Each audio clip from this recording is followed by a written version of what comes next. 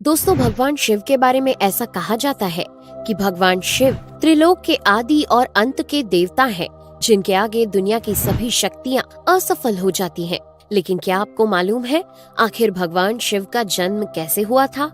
उनकी माता कौन थी और उनके पिता का क्या नाम था? उन्होंने किससे अपनी शिक्षा प्राप्त की थी और किस किस को शिक्षा का दान दिया था? अगर नहीं तो चलिए, क्योंकि इस वीडियो के माध्यम से हम आपके इन्हीं सभी सवालों का जवाब देने वाले हैं, इसलिए प्लीज इसे स्किप किए बिना एंड तक जरूर देखना। दोस्तों, आज सबसे पहले भगवान शिव के जन्म से जुड़ी पहली कहानी यानी शिव पुराण की एक लोकप्रिय कथा के बारे में बताने वाले हैं। शिव पुराण के अनुसार भगवान शिव को स्वयंभू माना जाता है, जिसका मतलब होता है कि भगवान शिव का जन्म स्वयं ही हुआ था। यानी कि इससे एक बात तो साफ हो जाती है कि ना ही भगवान शिव की कोई माता है और ना ही उनके कोई पिता हैं। इसी कारण से भगवान शिव पंच तत्वों से भी परे हैं, जिस कारण से इन्हें मृत्यु का भी कोई भय नहीं है और इनकी मृत्यु कभी नहीं हो सकती। पर अब बात करते हैं विष्णु पुराण में बताई गई भगवान शिव के जन्म से जुड़ी हुई एक और कहानी के बारे में। विष्णु पुराण में बताया गया है कि भगवान विष्णु के माथे से निकलने वाले तेज के कारण भगवान शिव की उत्पत्ति हुई थी और उनके नाभि से निकलते हुए तेज से कमल पर विराजमान ब्रह्मा जी का जन्म हुआ था। मगर दूसरी ओर भगवान विष्णु के जन्म के बारे में शिव पुराण में बताया गया है कि एक बार की बात है जब भगवान शिव अपने घुटने मल रहे थे और उनके घुटनों से निकलने वाले मैल से भगवान श्री विष्णु जी का जन्म हुआ था। पर अगर ऐसा हुआ है तो विष्णु पुराण और शिव पुराण एक दूसरे से बिल्कुल अलग हैं। इस कथा के अलावा भगवान शिव के जन्म की एक और पौराणिक कथा काफी ज्यादा पॉपुलर है, जिसे शायद आपने बड़े बुजुर्गों से सुना होगा। पर अगर नहीं सुना तो आपकी जानकारी के लिए बता दें कि एक बार की बात है जब भगवान विष्णु और परम ब्रह्मा जी के बीच इस बात पर बहस छिड़ गई थी कि आखिर इस संसार में सबसे महान कौन है। और जब भगवान विष्णु और भगवान ब्रह्मा इस बात को लेकर बहस कर रहे थे तो एक जलते हुए खम्बे के रूप में महादेव उनके बीच आए थे। दोस्तों, वो दोनों इस रहस्य को नहीं समझ पाए और तभी अचानक से एक आवाज आई जिसने कहा कि जो भी इस खम्बे का छोर ढूंढ लेगा वही सबसे महान कहलाएगा। ऐसा सुनते ही ब्रह्मा जी ने एक पक्षी का रूप लिया और खम्बे का ऊपरी हिस्सा ढूंढने निकल गए। वहीं विष्णु जी ने वराह का रूप धारण किया और खम्बे का अंत ढूंढने निकल गए। बहुत देर तक खोजने के बाद भी दोनों में से किसी को भी खम्बे का छोर नहीं मिला और दोनों हार मानकर वापस आ गए। जिसके बाद भगवान शिव अपने असली रूप में आए और फिर भगवान विष्णु और ब्रह्मा जी ने ये मान लिया कि महादेव ही सबसे महान और शक्तिशाली हैं। इनसे बड़ी शक्ति इस दुनिया में कोई नहीं है। इसके साथ ही शिव पुराण में बताया गया खम्बा इस बात को दर्शाता है कि ना ही भगवान शिव जन्मे थे और ना ही उनका कोई अंत है। और एक कारण तो यही है कि भगवान शिव को स्वयंभू कहा जाता है, यानी भगवान शिव का अंत है ही नहीं, वे अमर हैं।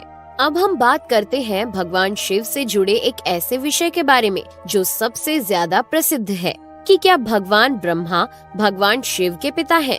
जी हाँ, इनकी ये कहानी लोगों के बीच काफी प्रसिद्ध है। तो आपको बता दें कि आखिर किस प्रकार भगवान शिव ने ब्रह्मा पुत्र के रूप में जन्म लिया था। इसके पीछे विष्णु पुराण की एक पौराणिक कथा है, जिसके अनुसार जब धरती, आकाश, पाताल या कहें पूरा यूनिवर्स जलमग्न यानी पानी में डूबा हुआ था, तब भगवान विष्णु के अलावा कोई भी देव या प्राणी इस संसार में नहीं था। तब केवल विष्णु ही जल सतह पर अपने शेष नाग पर लेटे हुए नजर आ रहे थे। जिसके बाद उनकी नाभि से कमल की डंडी पर ब्रह्मा जी प्रकट हुए और जब भगवान ब्रह्मा और भगवान विष्णु इस यूनिवर्स से संबंधित बातें कर रहे थे तब भगवान शिव प्रकट हुए, जिसके बाद ब्रह्मा ने उन्हें पहचानने से इनकार कर दिया। इस कारण से भगवान शिव रूठ गए और उनके रूठ जाने के कारण भगवान विष्णु ने उन्हें दिव्य दृष्टि प्रदान कर ब्रह्मा जी को भगवान शिव की याद दिलाई।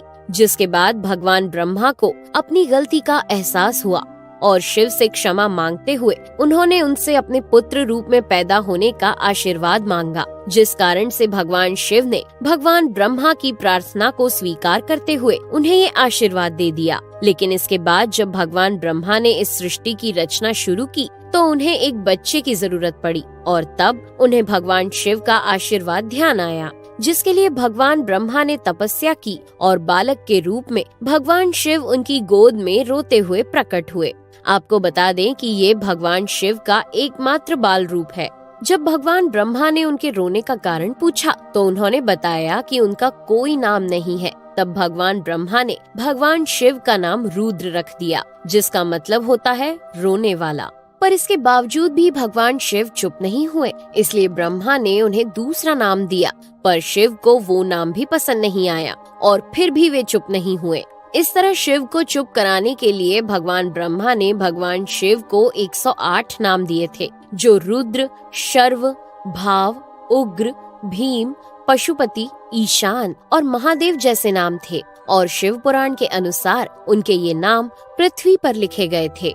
इसके बाद बात आती है श्रीमद् देवी महापुराण की। तो श्रीमद् देवी महापुराण में भगवान शिव की माता और पिता के बारे में बताया गया है। श्रीमद् देवी महापुराण के अनुसार देखा जाए तो एक बार जब भगवान नारद जी ने अपने पिता भगवान ब्रह्मा जी से पूछा कि सृष्टि का निर्माण किसने किया है, साथ ही भगवान विष्णु, भगवान शिव और आपके माता पिता कौन है, तब भगवान ब्रह्मा जी ने नारद जी को त्रिदेवों के जन्म के बारे में बताया। जो बताया वो वाकई चौंका देने वाली बात थी। दरअसल उन्होंने कहा कि देवी दुर्गा और शिव स्वरूप ब्रह्मा के योग से ब्रह्मा, विष्णु और महेश का जन्म हुआ था।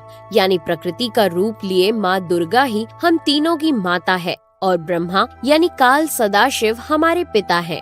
इसके साथ ही श्रीमद् देवी महापुराण में भी भगवान विष्णु और भगवान ब्रह्मा के बीच हुए झगड़े की एक कहानी मिलती है, जिसके अनुसार एक बार श्री ब्रह्मा जी और विष्णु जी में झगड़ा हुआ और दोनों में बहस छिड़ी हुई थी।